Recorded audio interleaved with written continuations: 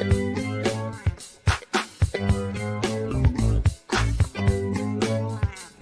a show with two retired detectives that were in the thick of New York crime, fast and hectic. They got some stories and some jokes, even an interview with the most popular folks. Off the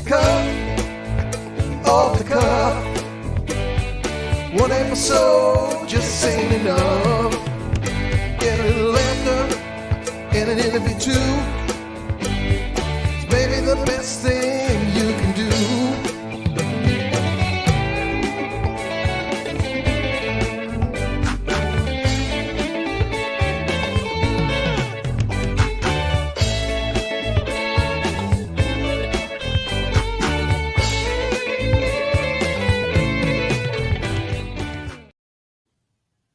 Hello, everyone, and welcome to Police Off the Cuff Real Crime Stories. And I'm your host, Bill Cannon, a retired, 27-year veteran of the NYPD. And with me tonight, straight out of Brooklyn, retired NYPD Detective Phil Grimaldi. How you doing tonight, Phil? I'm doing pretty good, Billy. Last night, across the pond, tonight, British Columbia. There's nobody out there that can't say that we're not all over the map. Literally, You know, it's like the old wide world of sports, crossing the globe to all these exotic places. And we have a really exciting guest tonight. And she goes by the name Oracle Laura. So at least we know her first name, Laura. But, you know, I looked it up, an oracle basically is a medium and someone that can make predictions and someone that is very intuitive. I don't have the exact Webster's definition in front of me, but Oracle Laura is all those things. In fact, she has quite an eclectic lifestyle and life. She's been an actress. She's worked with the Royal Canadian Mounted Police. You get to wear one of those red jackets too and jump on the horse when you do that, Oracle Laura? I wish. Haven't had that offer yet, but that would be nice. You haven't had that offer. You know, people are excited because whenever we bring on a medium, of course, there's people that don't believe in it. And then people, I'm sure you've heard people claim that what you do is of the devil. Have you heard that before? I've heard it all. I've heard people call me an angel, devil, superhero, people who say I should be helping, people who say I shouldn't be helping. So I sort of get it all depends on the people. I get sort of a mix. I would say overall, the percentage is good. It's sort of on my end. More people are approving of what I'm doing, which is good. Well, I mean, if you use it, and I know you do, you use it for good purposes. It's, you know, how can people really criticize you? You know, I think that they got to accept that what you're doing is you're doing it for the good of mankind and not for bad purposes. I mean, you look, the most famous medium is that Long Island medium that has her own TV show. And she's gotten a lot of play probably across the globe. Now, one of the things is what I want to know about you is that when did you first realize that you had this special gift? I try to get the exact age, but I know it was before I was 4, before my parents separated. So I believe I was closer to 1.5 to 2 years old at the time. I just noticed a pattern. I noticed I was thinking about something and then it would happen. And I asked my father about it and he goes, well, that's called psychic. You're psychic and you get it from me and you get it from my mom. My mom was psychic. And so I later learned that my mom also had it on her end. So I sort of got it from both parents. But it was interesting to learn about it at such a young age. And I remember thinking it was normal then. Everyone had it. And I went to school assuming it was okay to tell everybody. And apparently it wasn't okay. Well, give me an example. But wouldn't something like that be a little scary for someone to have, that they got a premonition on something and then it came true? Wouldn't that be a little scary to most people? I suppose. I don't remember feeling scared, but I guess I was really curious. And that's why I asked my dad. I was wondering, what's up with this? What is this? But it wasn't really scary until people didn't accept it. You know, when I went to school, I told people and I thought they all had it. And then I started to realize I shouldn't talk about it. And so I kept it more secret from that moment on until I started dating, and then my friends and men I was dating, they started to notice that I was very psychic. So then it all came out again. So I was a little bit timid about it because of that, because of it not being so common and not talked about. Yeah. Well, go ahead, Phil. I was just going to say, Laura, could you be a little more specific about when you're referring to it as you were like 4 years old and you went to your father? What exactly was it that you felt or saw that made you even question it with your dad? Could you be a little specific? I don't remember the ones from when I was that age, what Okay. I was noticing, predicting, but I do know that when I was going to school, I was having dreams or thinking about something that would happen at school, and it would be something, not normal, like not something that would regularly happen at school every day. And I would tell my classmates about it, and then it would happen that day at school. And I started to notice that happen quite regularly. I would say, predict that we'd be going to a field trip to a certain location, and then the teacher would announce it to class, guess what, everybody, we're going here. And I'm like, oh my God, I just had a dream about that. And so those were things that were not, they weren't about homicides. Luckily, I believe the universe, that's what I call it, I believe the universe sort of protects us in a way. They didn't really have me dreaming traumatic murders until I was old enough to understand and handle that. So those didn't start until I was a teenager. All right, we're gonna get to that. That's why we're moving slowly, but we're gonna watch a little bit of this for a second. Hi, my name is Oracle Laura. You may also know me as Laura King. I'm a psychic detective. I work with the police and missing persons. I'm also a medium. The dead come to me in spirit before they die. You may have seen me on TV or heard me on the radio. I can also be found on YouTube, Facebook, Instagram, Twitter, LinkedIn, and oraclelaura.com. I'm a spiritual advisor, life coach, healer, and business consultant. Give me a call or visit me at oraclelaura.com. Laura, that's an awful lot of hats to wear. I do police off the cuff real crime stories, and I do a show in the daytime called Coffee with Cannon.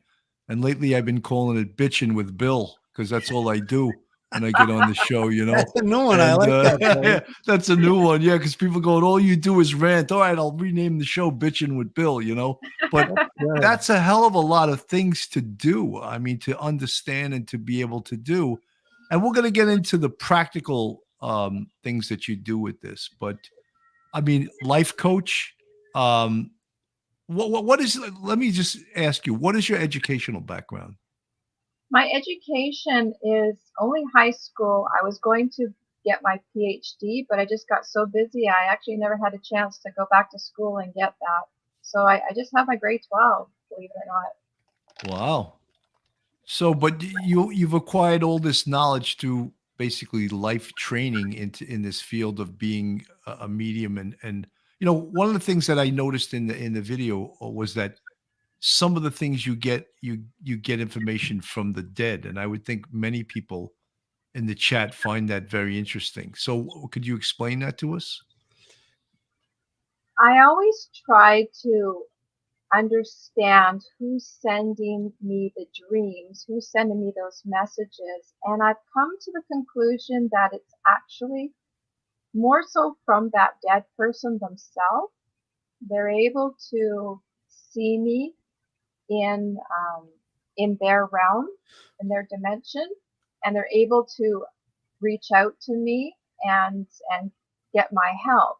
So, for example, when I have a dream, that person will come to me in the future. So it hasn't yet happened. So I call myself a bit of a time traveler in that regard. I'm able to go into the future, and I'm able to see and be shown exactly what happens in a case before it actually happens in our time, in the present.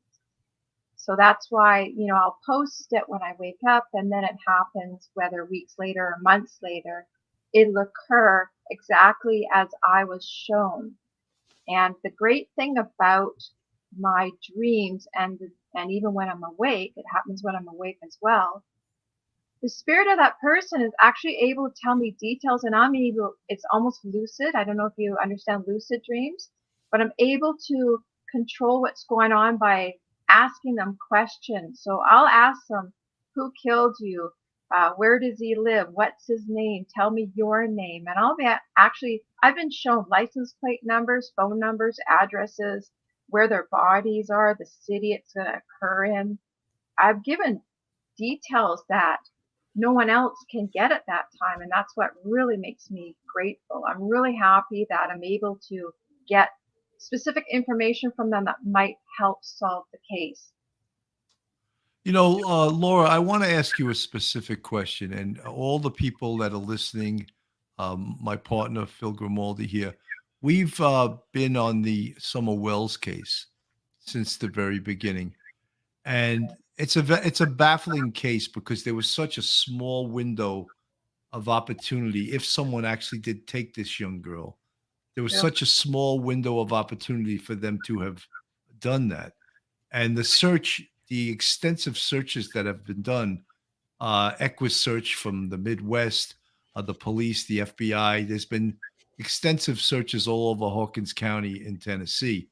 And just recently, yesterday, 150 or more police searched another area of Hawkins County looking for Summer Wells. Do you get any strong feelings of what may have happened to Summer Wells? I'm going to be honest because that's the only thing I can ever be. And I didn't even know who she was. So when I knew that you might be asking me about her, I decided to see what I could sense about who she was. And I call it not feeding the psychic. So I don't like to be fed information. So I purposely first decided to sense what I felt about her and then research her missing case after. So I did that within the first few minutes of each other. The first thing I did was I sensed that she was blonde, and I sensed that she there was a disagreement. There was some kind of, not like a fight, but there was an argument and a disagreement prior. And she wandered, and then someone took her. And I was shown a vision that she was taken from her home. I was shown that he left behind 3 things. He left behind a cigarette that had the brown paper on the filter. So it has, what do they call it? Tipping paper, it's called. He left a fingerprint, but it's smudged, and I know where the fingerprint is. And it's too smudged for forensics to be able to identify it. And he left a 3rd item, and the 3rd item I wasn't shown. I wasn't able to get a good enough look at what the 3rd item was. Next, I was shown that he takes her to his home and that her body is under the house. What was the other information? Oh, toys. Toys were shown to me, and I thought it weird because I didn't know who she was.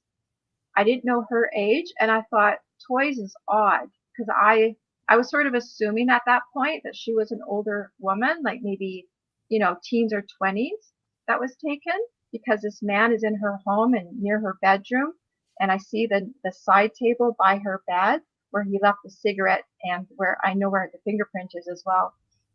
And I remember thinking, what's toys got to do with it? Does he work in a toy store? And then I thought maybe it was, an adult type of toy. And I was told by spirit, no, toys. And I thought, okay, this is odd. So then I researched her and found out she was a child. And then the toys made sense at that point. Laura, do you get that she's alive? Because you didn't say whether you said you feel that she's not alive. Okay. And the trail has to be searched. That What trail. type of a toy is it that you're seeing or that you're being told? Is there specific on the toy? He uses the toys for her. He uses it as to entertain her so that she's happy. He uses the toys because she's a child. That's why I didn't understand in the beginning the toys, because I thought, why is he using toys with a woman? So with the fact that I found out later that she was a girl, it made more sense at that point. But the thing And is, you feel that the subject that took her is a male. You referred to him as he, yes, and but she knows. he She took. knows who it is. She knows who the person is. The mother.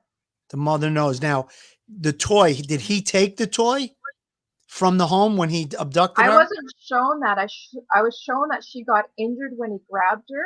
She was very severely injured by him in her home. So when he took her, she was still conscious, but not in a good way. She was very injured, and he wanted to do more to her after he took her. So I saw him throw her over his shoulder. Let's see, where was he? It would have been his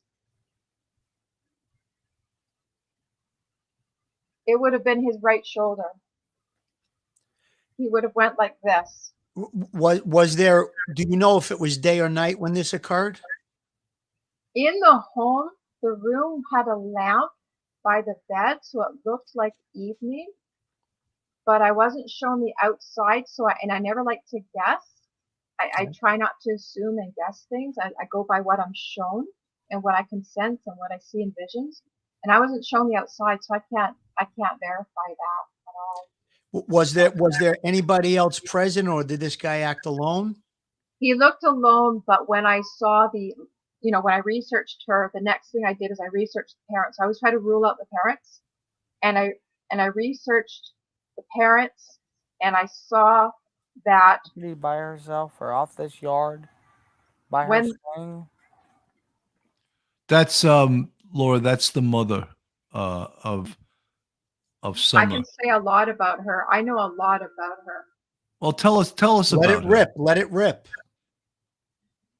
When she was walking, being interviewed at her residence, and she was walking away from her home, she was describing how her daughter went inside.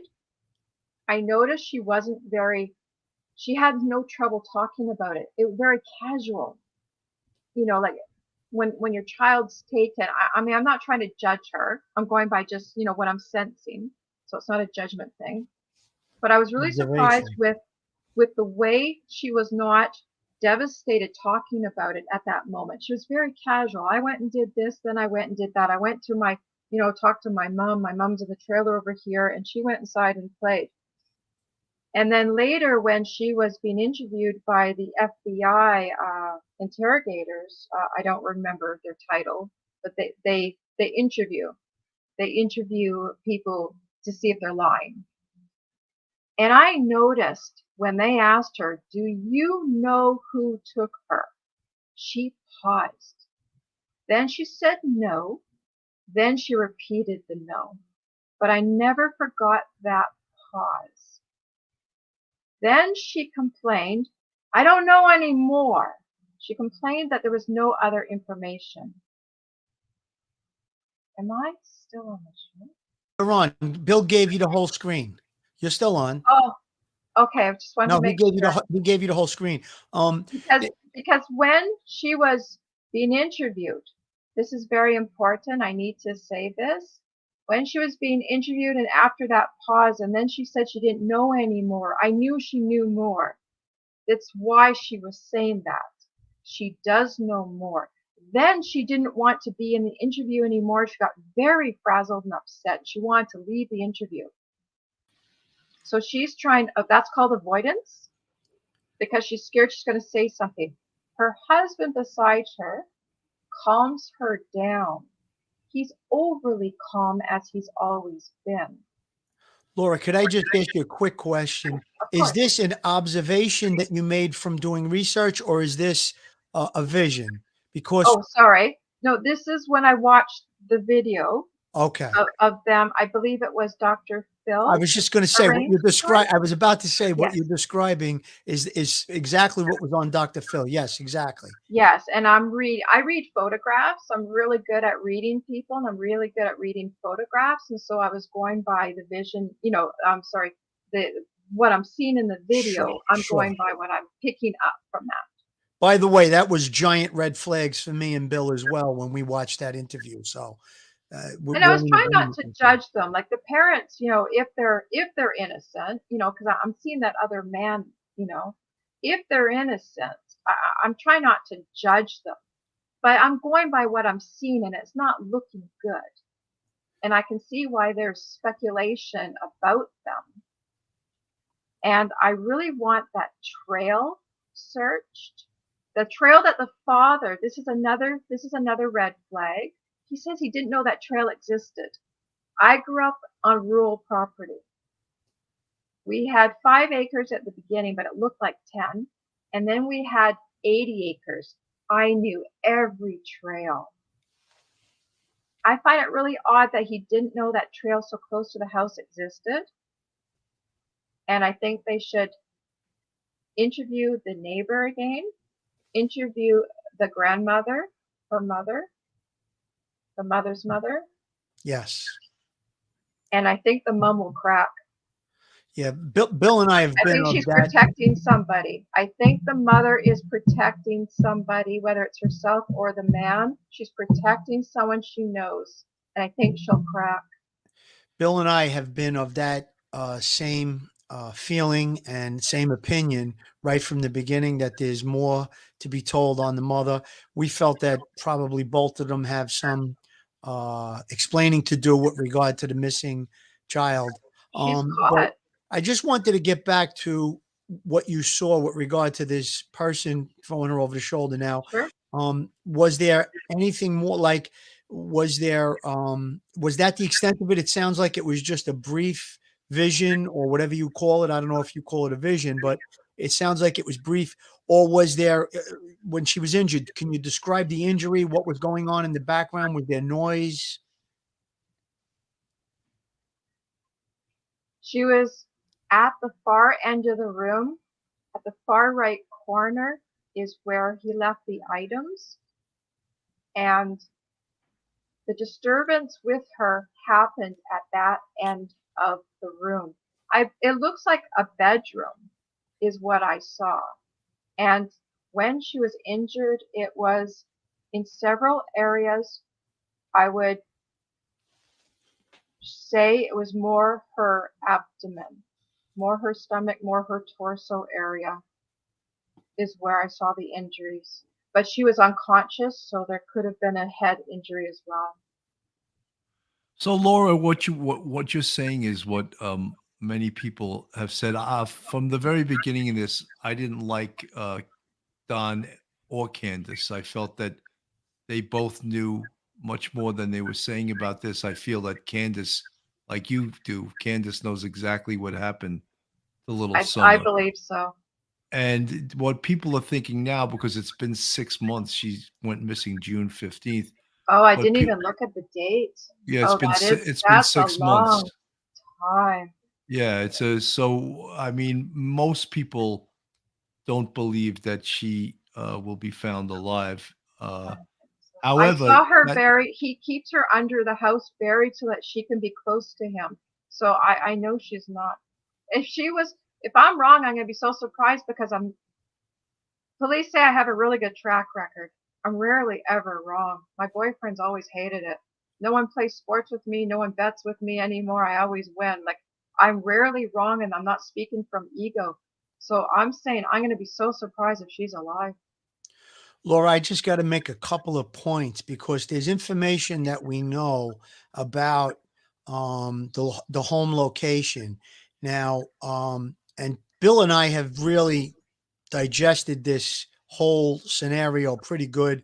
We actually had somebody on that was present at the home location doing the search, and they gave us a real insight to, they described it really well. And then we saw videos of it. But, when you're describing an abduction, we're a little skeptical about that. And I'm a skeptic with regard to psychics and mediums to begin with, and I'm going to be very upfront with you. Now, I'm not saying you per se. I'm just saying in general. Of course, there are a lot of people that claim to be psychics and were found to be phonies or whatever. Now, I'm not attacking your credibility or anything. I see that you have a lot of wonderful things, life coach, and all these other things that you do. And anybody that would describe that as evil or a devil, I think, is pretty foolish, because those are some very nice things that you do.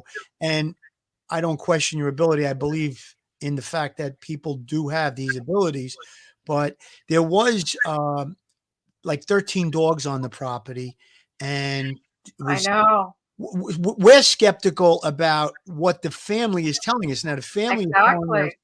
that she was abducted just before 6:30 on the I think it was the 27th of June, Bill.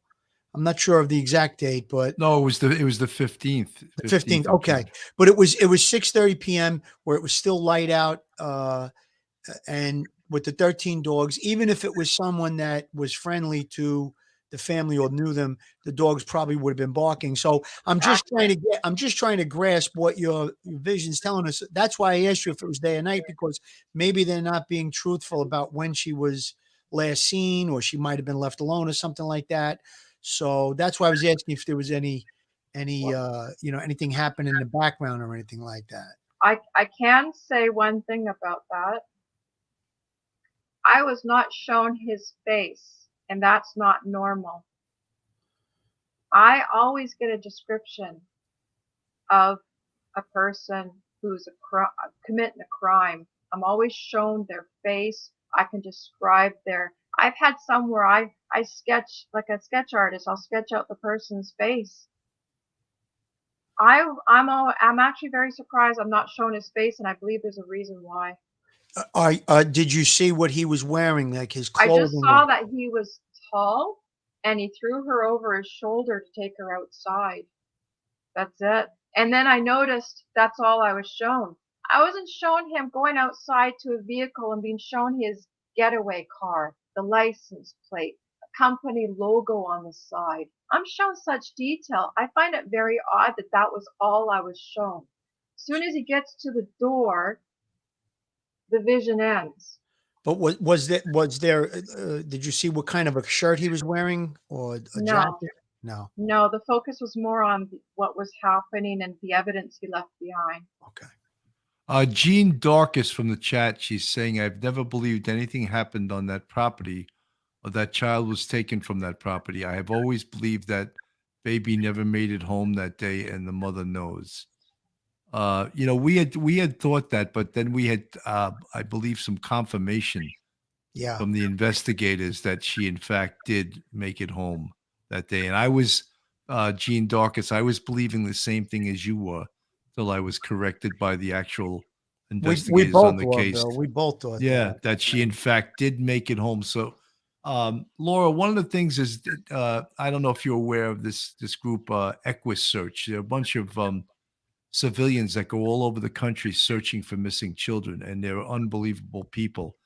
And they were brought in twice to search for Summer Wells. And most recently, about a month or two ago, they searched the whole area that you're referring to, that path, with drones and people and dogs and all of that stuff. And at some point, the scent of the dogs went to where the car couldn't go any further. And that's where the trail ended. That's where the dog's scent ended. They described it as like the end of the driveway, Bill, is what right. Dave Rader had said when he was on the show. But Dave Rader, who was from Midwest Equus Search, he felt that there was, with the time frame, that there was no way she was kidnapped. That it was too small a window of time for that to have happened. So, I mean, this is not an easy case, obviously. But, the longer this goes on, the more I think, and I didn't think she could have been taken either, but the more I'm thinking that possibility, in fact, exists. If I may, go ahead. I would like to say that what I'm trying to hint at is my vision did not show her being removed from the property. Okay. It might not be an abductor. And I don't want to assume, like I say, when I'm working on, I've worked on hundreds and hundreds of cases with police, and I never, as a rule, I never ever try to guess. I never try to assume. I don't want to assume that that's an abductor, that it's a stranger. I don't want to assume it's her father. But I was not shown his face, and I was not shown her removed from the property. But you what you're saying is that you think it was her bedroom that she was removed from, or no? Oh, I know it was. I know it was. Okay, her so room. it was her bedroom, and it was at the home. But you're saying maybe she wasn't removed from the property. Is that what I'm getting? Do you know if the father smokes? I want to rule him out. I'm not 100% sure, but if I had a guess, I would Because say he probably is. But I obviously that it's brown, that I've brown never tip. seen. Yeah, I've never seen him smoking in any video or anything like that. Yeah, that's Yeah. for sure. Because what I experienced over, I've been doing this for, I don't know, 37 years now. The first case I worked with police was I was 18 at the time, and I've learned that every single thing I'm shown means something in the end. So when I wake up, say from a dream, I have to make sure I write down every single detail, everything, and not assume that it means nothing. You know, the cat was orange, and I might not write it down. I might not post about that. I've learned I have to post that. Everything eventually comes true, and everything meant something. So I think that cigarette means something. I think the third thing he left means something. I believe the toys is significant, the smudged fingerprint, and her being under the house, and that trail is interesting. So if it was me searching the property, I find dead bodies all the time.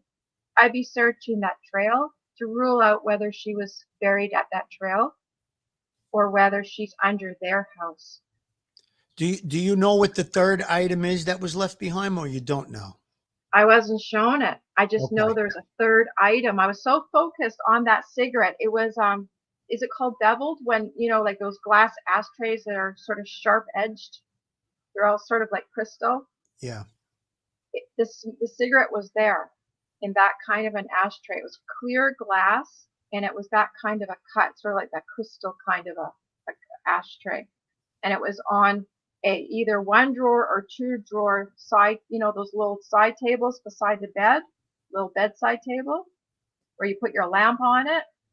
That's where the cigarette ashtray was, and there was a lamp lit. And that's why I say, you know, it's like what the room I'm in right now. It was like dim. Karen Greer Eccles from the chat says that both Candace and Don both smoke. So I've never, I don't think I've seen them smoking on video, but I think there was a That's mention of, that's another sign. They were stressed they'd be smoking. The fact that they're not smoking, even on camera. I think it means they made mention of cigarettes or something. I'm remembering that through all of the research that we did. yeah, with actually, them. Don went out late one night to get her cigarettes, and I think that's when he got grabbed for DWI. That's it. That's it. Let's find out what brand they were. Yeah. Yeah. Well, you know, going back a little bit to what Bill was saying, we pretty much didn't think, we kind of ruled out an abduction. We didn't think she came back. I'm talking about early on. We didn't think she came back to the home. Then when we got the information that, yeah, there was almost 100% confirmation that she did return to the home that day, the window closed, the window of opportunity that she was either abducted or something happened to her or she wandered off. It became a very narrow window. Now, Candace, from her testimony, or I shouldn't say testimony, from her statements, she says she only had eyes off Candace for a couple of minutes, eyes off Summer for a couple of minutes. So that is really narrowing it. And I just feel like if that is all true, if what we believe to be true is what they're telling us, that it was only a couple of minutes, the mother's trailer, which was only like 20 yards away from their home or less, that she walked her to the home, that Summer went into the house. She walked back to her mother's trailer. Then she went back to the home and asked her sons, where's Summer? And they said she's in the basement. She yelled, hollered down in the basement, no response. And then that's when they discovered her missing, and she called her husband. So I just feel like if that is all true, it's a very, very short window for an abduction. So now what you're saying, if it is someone known to them, even possibly the husband, Don, then that possibly could make sense. I have a question. Please. I did not see her say that. Do you have footage of her saying, I only had my eyes off her for a minute? I think she says a couple of minutes. You Because have to. that contradicts what she just said about how she went missing on her own from the house. What does she mean? She just kept her eyes off her for a couple of minutes. The statements that she made were that she came home they had been out the whole day. They had gone to the watering hole. They had gone to the emergency room with the mother, Candace's mother, that they stopped at a drugstore to pick up a prescription. They stopped at another store to buy these alcoholic beverages. They went to the watering hole. Then they came home, and then they were playing in the yard, and they were planting flowers by the mother's trailer. So they went out and bought alcohol the day that this all happened? They went to Twisted Tea, I believe it was. So, and then they were in the company of another child, a 15-year-old, and the statements about the Twisted Tea came from him. She denies it, but if you look at the whole story, that's the general scenario of what she says took place, that they came back to the house and that she was planting flowers with her daughter and her mom, and that she walked her back to the home, and, which it's a short distance. They're comfortable on the property. Why did she walk her back? That's a little strange to me. That's suspicious. And then she goes into the house, and she immediately, within a minute or two, goes back to the house and says, asked the brothers, where's Summer? And they said she went downstairs to play. So she goes and checks on her. It all sounds just a little bit odd. I don't believe that those things occurred. That she was checking on her right away and all of that, Laura and Phil, let me play a little bit of this, and just to get an idea. This might be a little bit better for you, Laura, to understand. By her swing, I feel in my heart that somebody has came up here and took her, has lured her away from here. The parents of missing 5-year-old Summer Wells saying they never thought she was in the woods near their home, but that they believe she was abducted. Search crews combing through nearly 5 square miles around the Wells home. We have to do one step at a time, I guess, but I'm sorry that they had to spend so many man hours in these woods and everything. I've seen them limping and everything else, and I feel for them. Summer not the first girl to go missing in her family. When my sister went missing, I was in between Arkansas and Tennessee. I don't know all of what happened or what did happen, but I hope that they find her too. When you see cases like that, that's why I lose hope on Summer. I want to keep hope, but sometimes I lose hope. Lose it. Fear beginning to spread through the Wells home as Summer remains missing. And then it really bothers me to find out that we've had sex offenders living within 8 minutes of my house. Keep a close watch on your kids. Yes. Hey, Bill, if you go back to the beginning of the video, I think you'll catch when she says in America about if it just a couple of minutes. finding her. A little before we started. Anywhere. I know she didn't walk away from this property by herself or off this yard by her swing. I feel in my heart that somebody has came up here and took her, has lured her away from here. The parents. That's a little bit different video than the original one, but you could giving see too many theories, and we all know that they do that with police. You're not supposed to be telling the police what you think happened. No, look, we found their interviews ridiculous in the Yeah. beginning of this. I still And find she them shifted ridiculous. her eyes to the left when she said, I don't know what happened. I don't remember what happened. She went like this. We all know what that means too. And they were very, in their opinions about what they thought happened, they were very convinced about it, Yeah.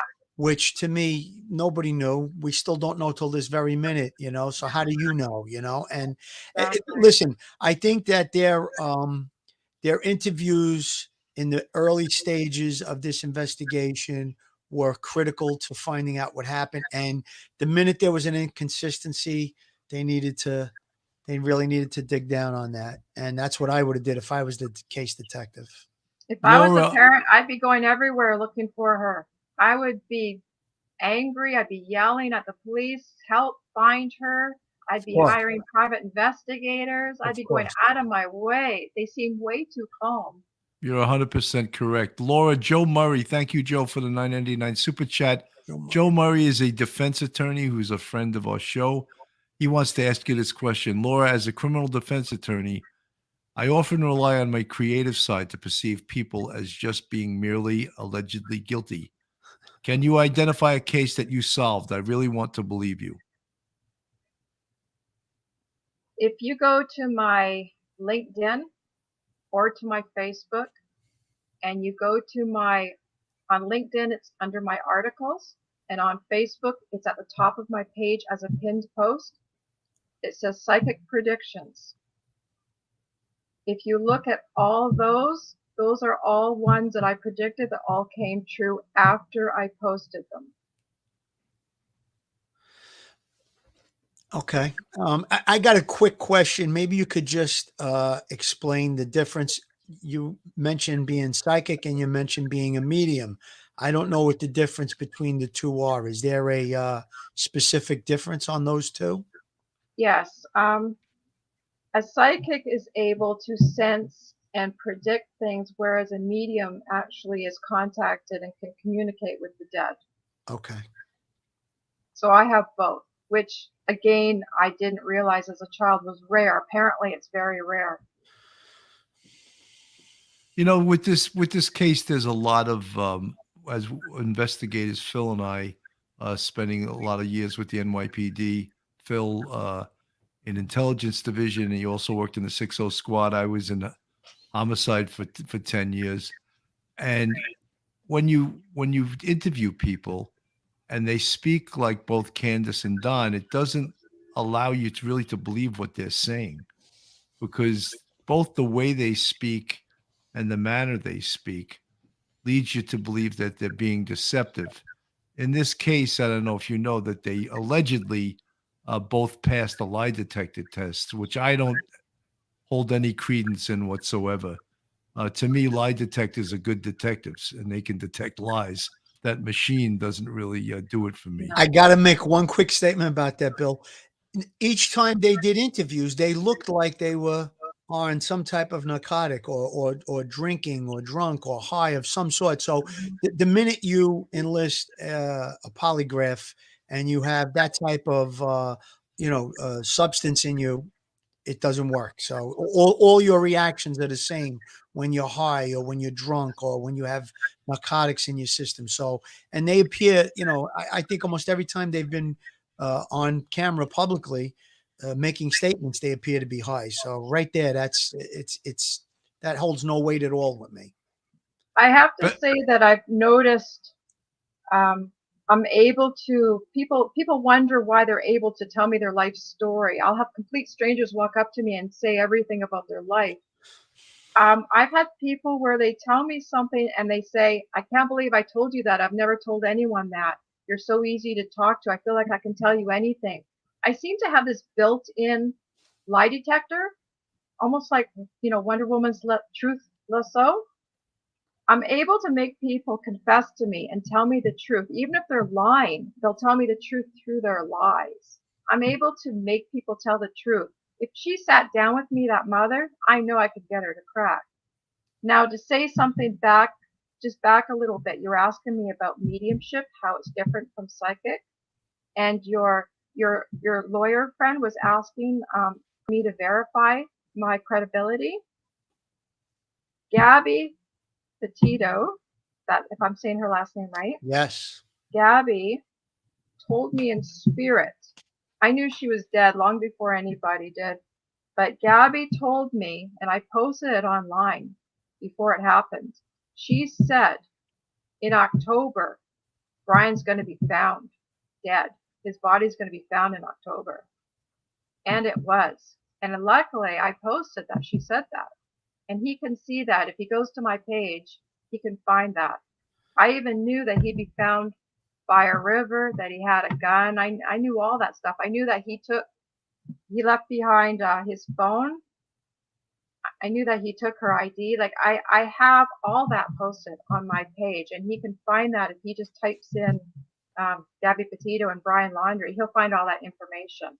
But the fact that she was able to tell me that in spirit when she was dead, I find is wonderful. You know, like I'm glad that I could have got that out, that he would be found in October.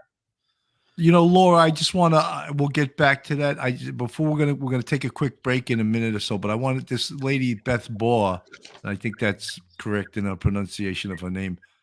She's referring to you. She said the lady on here said she's under someone's house close by. Could it be she's under the Wells's house, or is it someone else's house that she's under? That's what I want to rule out. I was shown that the man who took her body buried her under the house. And it was on the front of the house on the left. So if you go to the house and you go to the left, if you dug there, that's where her body is. And he wanted her to remain close to the home so he could feel like she was still with him.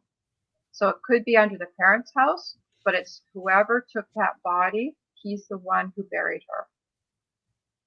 Interesting. Laura, we're gonna go to a very quick break and we'll come right back. Keep that thought. Phil, let me just get your Cue it up, baby. This is our lawyer. Joe Murray, friend. attorney at law.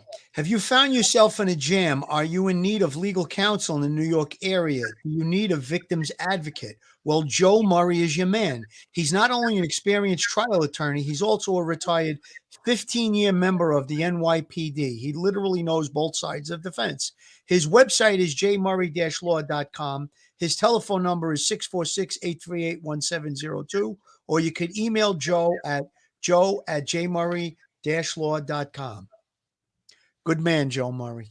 For sure. You know, Laura, you were speaking a little bit about the Gabby Petito case, and we were on that case pretty much from the beginning.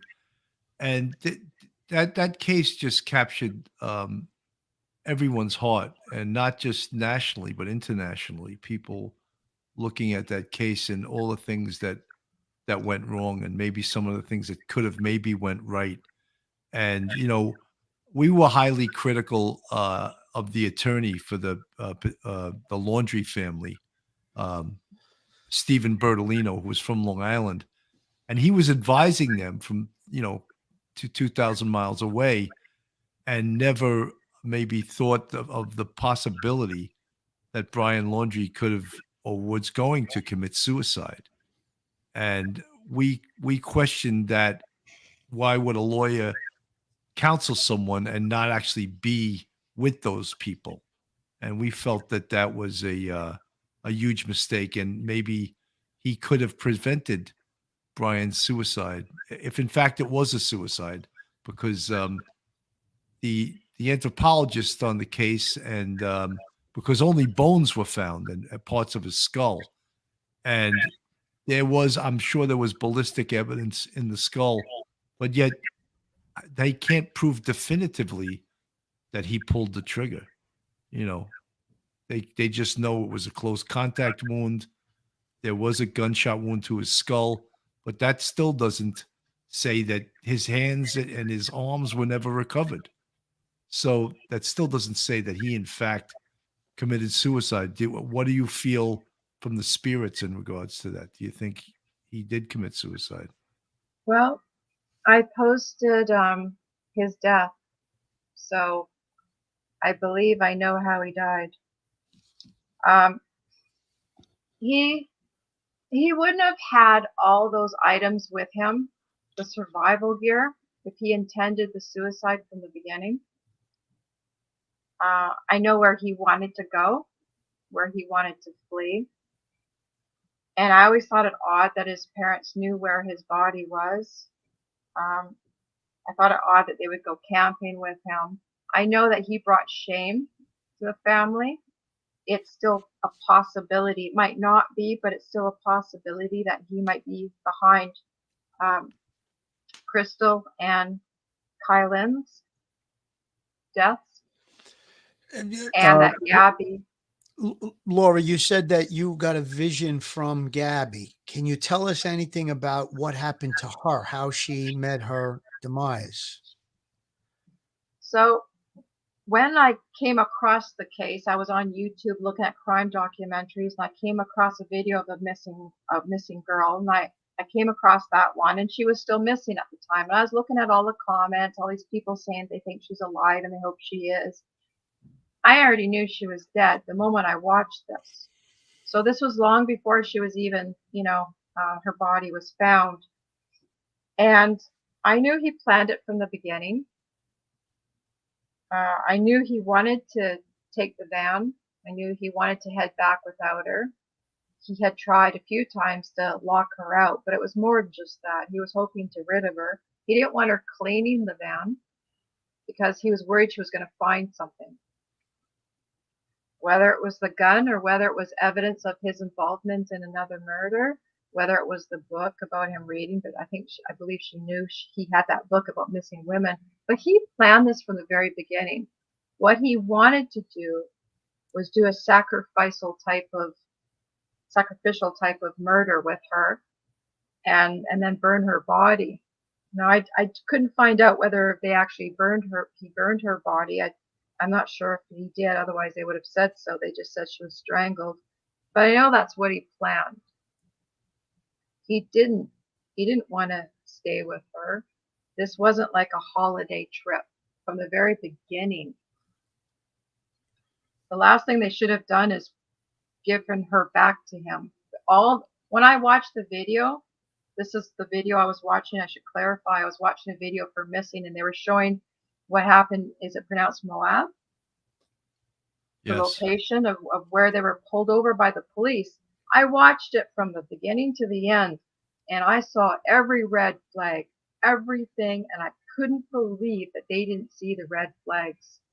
I couldn't believe that he was laughing and grinning, chumming, trying to be friendly with the police while she's in turmoil and she's crying, devastated. Last thing He was overly cooperative, yeah. And he's bragging about the cuts on. Defensive wounds were from intimacy with her. And I'm like, no, they weren't. And he's bragging about it to try to brush it off, and they believed him. And I thought, no. So the moment she got back in the van, he knew he had to do it at that point. He knew that he couldn't continue this for much longer because it raised suspicion on them. Well, So, we believe that the murder occurred because she was seen alive up until the 27th. And that car stop that you're talking about with the body cam video from the police officers was on August the 12th. So it was 15 days later, and they were seen in a restaurant early on the 27th where he was. And which restaurant? Yeah. Which restaurant? Which restaurant you're asking? Yeah. I think it was called the something pig or something like that. They were seen having a fight outside of the location of where Kylan worked. Isn't that true? Kylan. Does anyone in the chat know the name of that restaurant that they were seen in having a dispute earlier in the Piglet, day? it was called something Piglet. You're right. It was called that. But who's Kylan? It's the first time I'm hearing that. The other. Oh, it's called the Merry girls Piglet. that went missing. Right after he was seen slapping her and fighting with Gabby outside of where Kylan worked. Kylan and Crystal then went missing the very next day, and their bodies were found shot. I know that what you're referencing, that those two bodies, the police ruled it out as being connected to the Petito. I'm just telling you what the police. No, I understand. What the police said. They ruled it out as being connected to to the Petito and Laundrie case. Now they were shot. I think they were newlyweds or something, correct? Yes, yes. Okay. And it wasn't very close to where they were. It was like 10 miles away or something like that, I think, where the bodies were found. They weren't, or maybe even more than that. I'm not sure about the exact location, but I think the police, law enforcement was satisfied that it wasn't connected to Gabby Petito and Brian Laundrie. Now, whether No or not it was, offense, no offense, but they were also very satisfied with returning her back to Brian as well. well, listen, I have to agree with that because I watched that video and yes, there was some red flags that he was a little overly cooperative and stuff. But when you're dealing with a domestic violence case, it's very difficult to predict what's going to happen in the future. And I think that if either or both of them were arrested, they probably would have rejoined because they wouldn't have been held for more than overnight anyhow. And they did make a good attempt at separating them. They made him go to a hotel. They made her go stay in the van overnight. And obviously, we can look at it and Monday morning quarterback it now, but and there was some red flags. Bill and I have both struggled with whether or not there should have been an arrest, obviously, because we know the outcome, but at the time, I think if you look at what they did, they really went above and beyond. They actually brought up on their phones the actual statute of the law that whether or not they were going to arrest someone. And he called the supervisor to the scene. So I don't want to, knock them because I think they really gave it a lot more time than most police agencies would. In New York, it probably would have gotten a 5 or 10 minute attention of police and they would have been sent on their way or arrested, one of the two, obviously. But I'm sorry. Sure. Go ahead. When you watch the video of when the police pulled them over and were questioning them, did you notice his body language, how he kept blocking the police from entering the van? Yeah, we both commented on that. We did notice that, yeah. It's what I kept noticing nonstop. He didn't want them in that van. He didn't want them in that van either. He didn't want them to narcotics or a find gun something. or something like that. I'm sorry. Well, there was probably a gun in that van, and that he didn't want. He definitely didn't want them in there. That was 100%. I definitely picked up on that. And so did Bill. Yeah. So my point is, I'm surprised they didn't notice that. You know what? At the whether they noticed it or not, they don't have permission to search it. They're not going to maybe go that far. It looked like a little, a slap fight between two individuals. They weren't from the area. I don't think there was like giant red flags saying, this is a heavy domestic violence case. And even the things we're pointing out, like you said, he had some scratches on him. And when they asked the specific questions they asked him about how he got the mark on his face. And he said, well, she was grabbing my arm and the cell phone hit me. And then she said she hit him in the face. So they did separate them when they interviewed them, which is, that's, police work 101 in domestic violence. You separate them. They got the stories. And I think the stories were fairly consistent. They weren't, one story was one way and the other story was the other way. They were almost identical in what they were explaining. So, she was having a meltdown. It looked like, I'm not trying to Monday morning quarterback or second guess. I'm just trying to put myself in the situation that I would be presented with based on that video, It's how I knew she was dead. Say again? It's how I knew she was dead.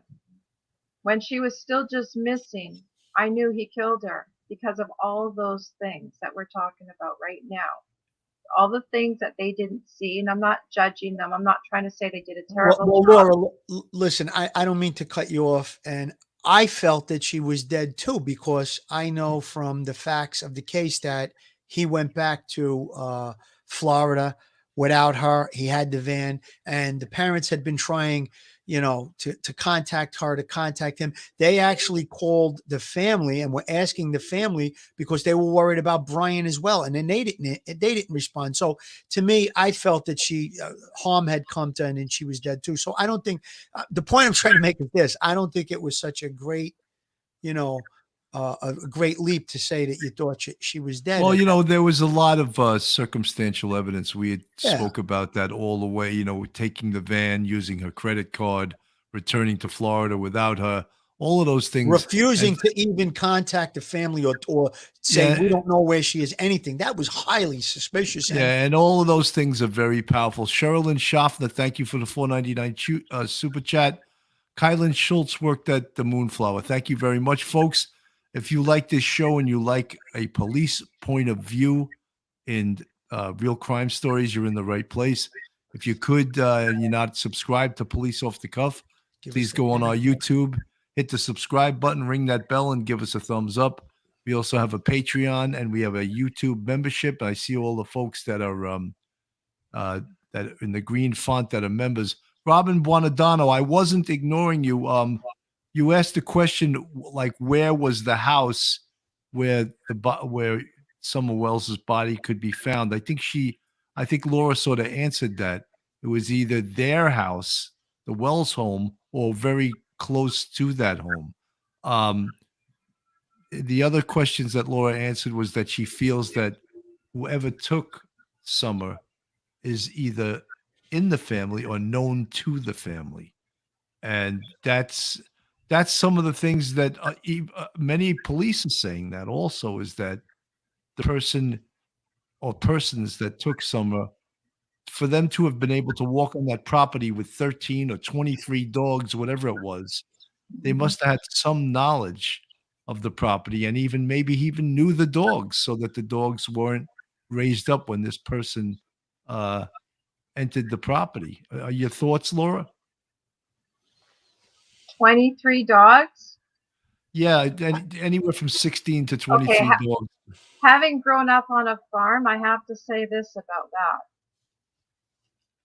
At least one, and I'm just going to be, gentle here, at least one dog would have barked. Even if he was friendly with the family and everyone knew him, 23 dogs, one dog is still going to bark to announce that. 100%, Laura. 100%. I couldn't agree with you more.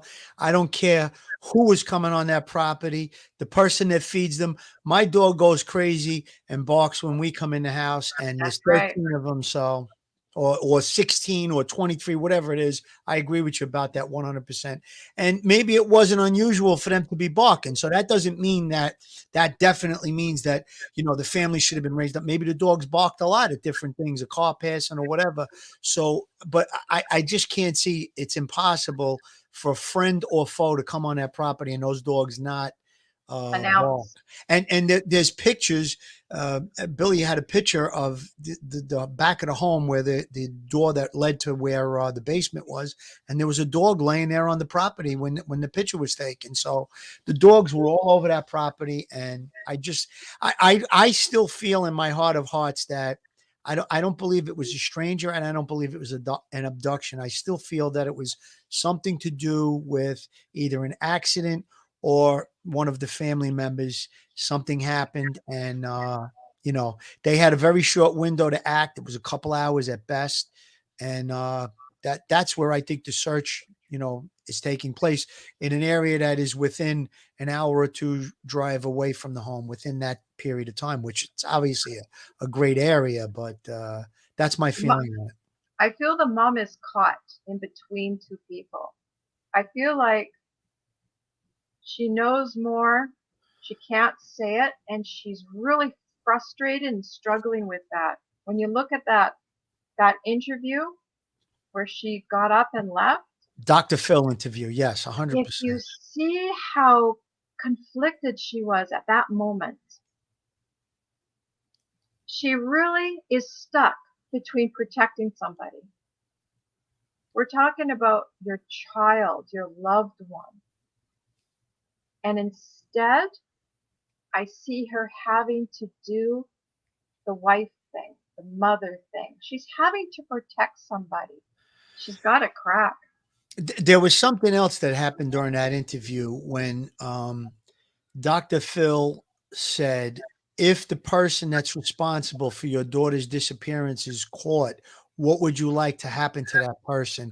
And she just changed the subject and she didn't answer it. So that was an avoidance. She used an avoidance. Yes, because she's saying she knows who it is. She doesn't want to say. See, in not doing something and even in a lie, she's speaking the truth. she's saying, in my view, this is my opinion, she is saying, I don't want to punish that person. I know this person and I don't want to harm this person. So if they're caught, no, I don't want to hurt them. And she can't say anything like that on camera. So of course she's going to change the subject. Yeah.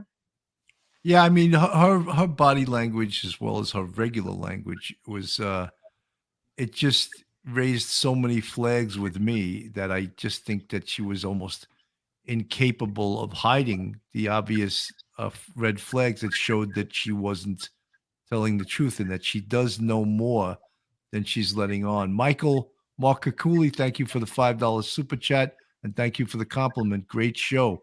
You know, Thank you, Michael. there's so many things, Laura, also that and we say this all the time because we've both worked homicides, uh, that we're not privy to the full investigation via the case folder and what the local police have, the FBI, the TBI, what they have in regards to this case. However, it would seem at this point they don't have a lot because they just did another search yesterday, and that had a lot to do with the vegetation being, uh, you know, growing down because of the weather change, and they could see better in the land that has been previously searched. But they did another search, and we don't know if that was based on new information or just that the vegetation was much less during this time. If I could use another case as an example, I worked on a particular missing persons case with the police. It was a BPD. And actually, hold on. Going by that location? No, it was the RCMP at that time. It was the RCMP. And he came And to me. Laura, that's the Royal Canadian Mounted Police for the folks that Yes. don't know what those letters mean. Okay. So he asked me if I could. The man was still missing. He asked me if I knew where what happened to him and where his body was. I said what led to his death. I said he is dead, and I said that he had gone for a walk up a steep, almost like a mountain. He had gone down a steep embankment, and his body is at the bottom of that embankment right by a river. And I gave him directions and I showed him where it would be. He said the police have already fully searched exactly that spot. So right there, he's verifying that I'm correct.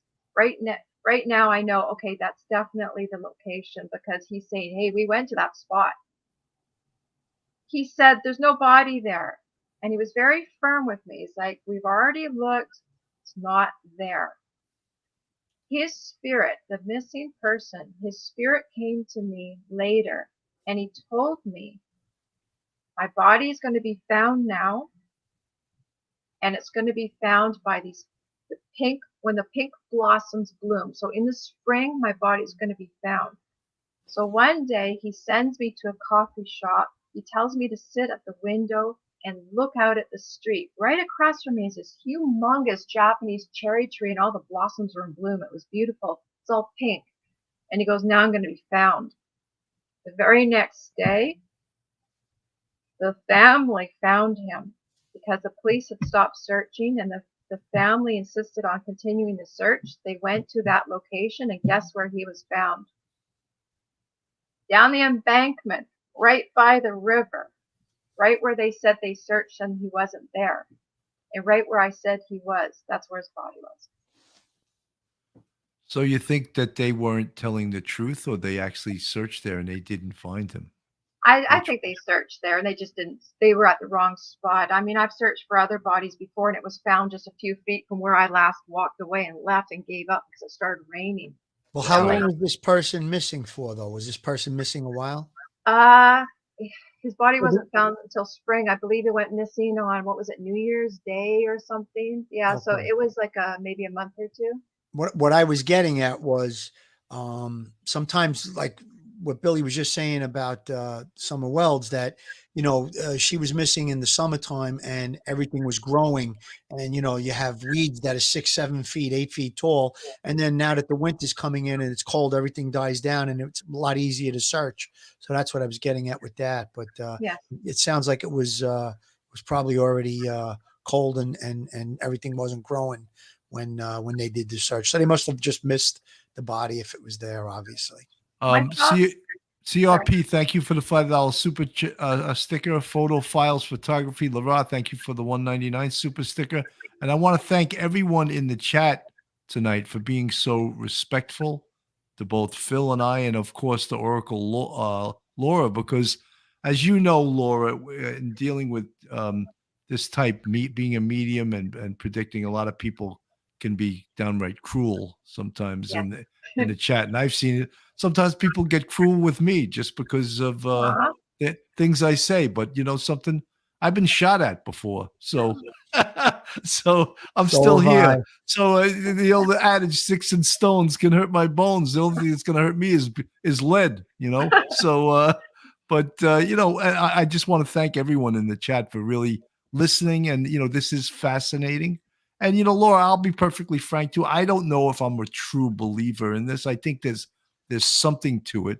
In my career as a homicide investigator, and I did 27 years in the NYPD, I don't recall us ever using a medium to help on a case, nor do I ever remember the NYPD using polygraph tests ever in my career.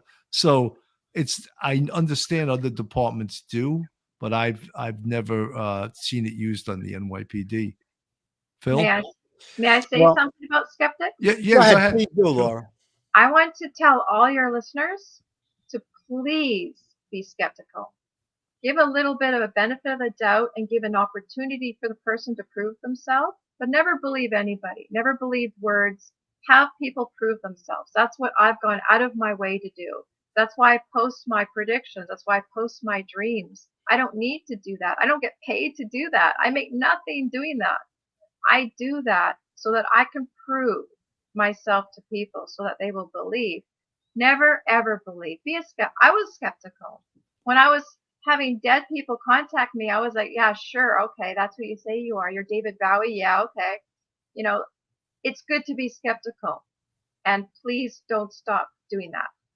Have doubt. Well, one other thing, can I ask you, why do people say that what you do is of the other side? Like people will say, oh, that's of the devil, that type of talent, being a medium, as compared to, it being from the religious side, being from...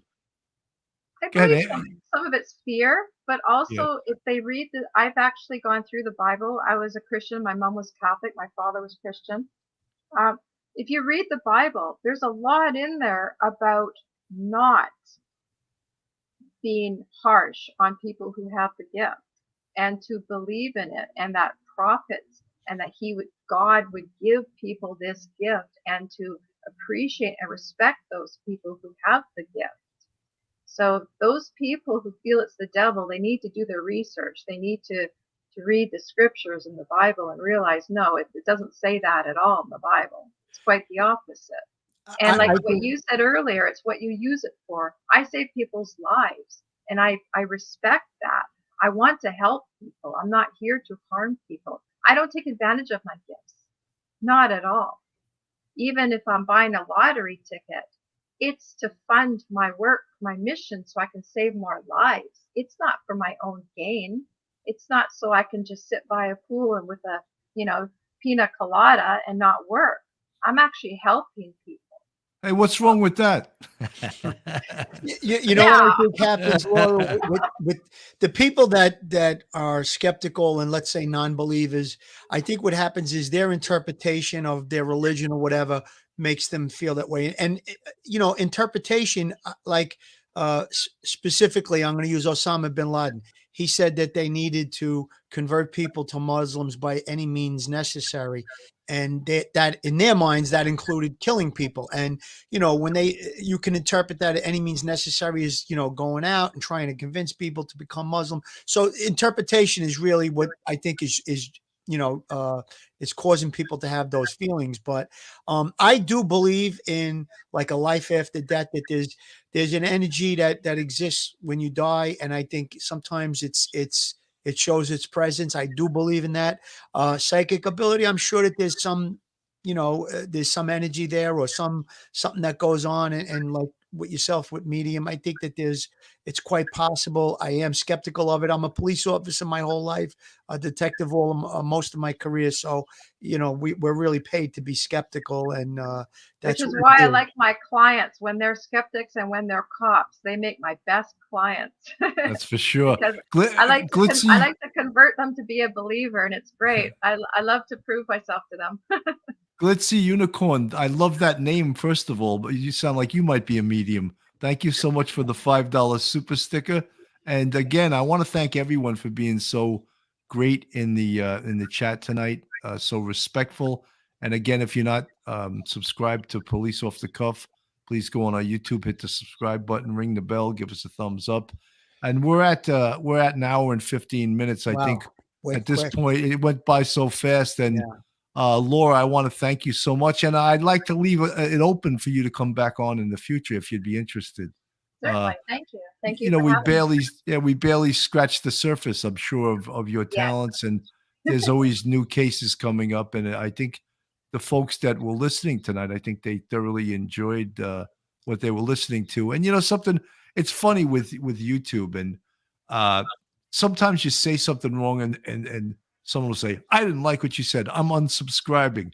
And there's one of our fans that's always in the chat, Angie Ang, and she says, this isn't an airport. You don't have to announce your arrivals and departures. And I thought that was the greatest thing. But, I'm going to say what I'm going to say, and I'm not going to worry about people unsubscribing. And I just wanted to put that out there. Phil, last words? Quick thing. Harley Chick made a comment. She said, Phil, she did answer. She said they should be tortured.